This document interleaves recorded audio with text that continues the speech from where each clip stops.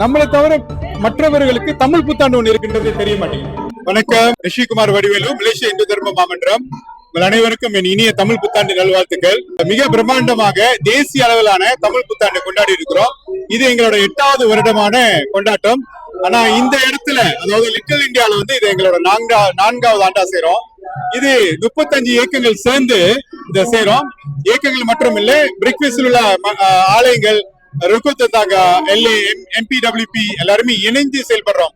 இன்னைக்கு முக்கியமான ஒரு விஷயம் என்னன்னு பாத்தீங்கன்னாக்கா, இவங்க எல்லாம் சேர்ந்து ஒரு கிட்டத்தட்ட ஒரு 80 வகையான பாரம்பரிய உணவுகள் கொண்டு வந்திருக்காங்க. நீங்க பாத்திருப்பீங்க, இளைஞர் கரும்பு சாறு, சுண்டக்கஞ்சி, இந்த மாதிரி 80 வகைகள் பாயசங்களே நினைக்கிறேன். ஒரு 7 விதமான பாயசம், அப்புறம் நெய்வேத்தியங்கள் புளிசோறு, எலுமிச்சை சோறு, இந்த மாதிரியான சோறுகள் 9 வகையான. நானே இது வரைக்கும் அந்த அளவுக்கு பார்த்தது இல்லை. ரொம்ப மகிழ்ச்சியா இருக்குது. நம்மளோட பாரம்பரியத்தை மீண்டும் நம்மள இளைஞர்களுக்கு கொண்டுட்டு போய் சேர்க்கறதுக்கு. நம்மளுக்கு இவ்வளவுதானா அப்படின்றது மாதிரி இல்லாம பாரம்பரிய நடனங்கள், அதுக்கப்புறம் தற்காப்பு கலைகள் இருக்குது.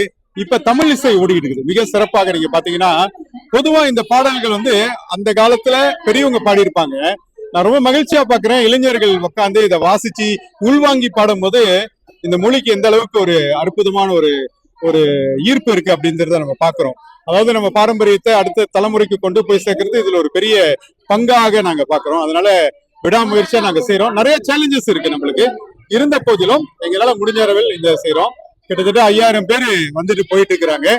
சிறப்பா என்ன பாத்தீங்கன்னாக்கா, நம்மளோட மாண்புமிகு அமைச்சர், அதாவது நம்மளோட கூட்டரசு பிரதேச அமைச்சர் YB ஹனாயு அவர்கள் சிறப்பு வருகை கூறுகிறாங்க. அவங்க இந்த நிகழ்ச்சியில கலந்து இருக்கிறது உண்மையில எங்களுக்கு ரொம்ப பெருமையா இருக்கு. இந்த பாரம்பரியத்தை கொண்டு போகணும். அதாவது மற்ற இனத்தார்களுக்கும் நம்மளோட உணவு என்ன தெரியணும், நம்மளோட பாரம்பரிய உடை என்னன்னு தெரியணும்.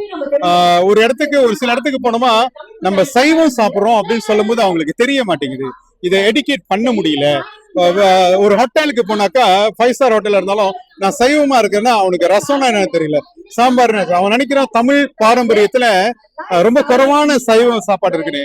இன்னைக்கு 6:30 மணிக்கு 1000 பேருக்கு 21 வகையான அறுசுவை சாப்பாடு, அதாவது எந்த ஒரு மோக்கம் இல்ல, இலவசமா இளைஞர்கள் சேர்ந்து நம்மளுக்கு பரிமாறதுக்கு தயாரா இருக்காங்க.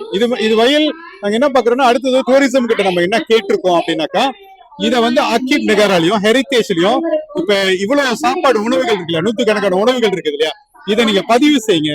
அடுத்த தலைமுறையில நாங்க எங்களோட பாரம்பரியம் எவ்வளவுதான் பார்த்தாலும் தமிழ்நாட்டில இருந்து வந்திருந்தாலும், நம்ம மலேசிய இந்தியர்களாக, மலேசிய தமிழர்களாக, மலேசிய இந்துக்காக இந்த நாட்டுல வாழும் போது அந்த பாரம்பரியத்தையும் கொண்டுட்டு போகாம அழியாம நம்ம பாதுகாத்துட்டு, இது ஒரு மலேசியாவுக்கு ஒரு யூனிக்கான ஒரு விஷயம்.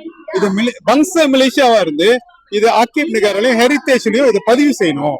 அப்ப அடுத்த பாரம்பரியத்துல தெரியும், தமிழர்களுக்கு அது ஒண்ணு. இன்னொன்னு, நம்மளை தவிர மற்றவர்களுக்கு தமிழ் புத்தாண்டு ஒண்ணு இருக்கின்றது தெரிய மாட்டேங்குது.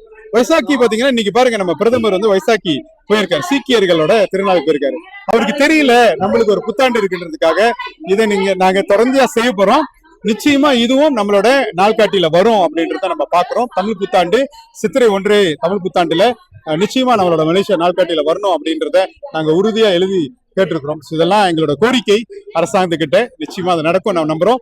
நம்ம போய் சேர்த்து காட்டியும் நம்மளோட இந்த கலாச்சாரத்தையும் இந்த மொழியையும் அழியாம இந்த தர்மத்தையும் அடுத்த தலைமுறைகிட்ட கொண்டு போய் கொடுக்க வேண்டியது நம்ம கடமை. 200 வருஷத்துக்கு முன்னே நம்ம இந்த நாட்டுக்கு வரும்போது நம்ம தாத்தா பாட்டிக்கு கொண்டு வந்திருக்காங்க, அவங்க சரியா செய்துட்டாங்க. இப்ப எங்களோட கடமை நாங்க செய்யறோம். இதை பாத்துக்கிட்டு இருக்கிறவங்க அடுத்த வருஷமும் எங்களோட சேர்ந்து செய்யணும், தமிழ் புத்தாண்டு நானும் சேர்ந்து உங்களை கொண்டாடணும்னா எங்களை தொடர்பு கொள்ளுங்க. நிச்சயமா உங்களோட சேர்ந்து செய்யறதுக்கு நாங்க தயாரா இருக்கோம். உங்கள் அனைவருக்கும் மீண்டும் என் இனிய தமிழ் புத்தாண்டு நல்வாழ்த்துக்கள்.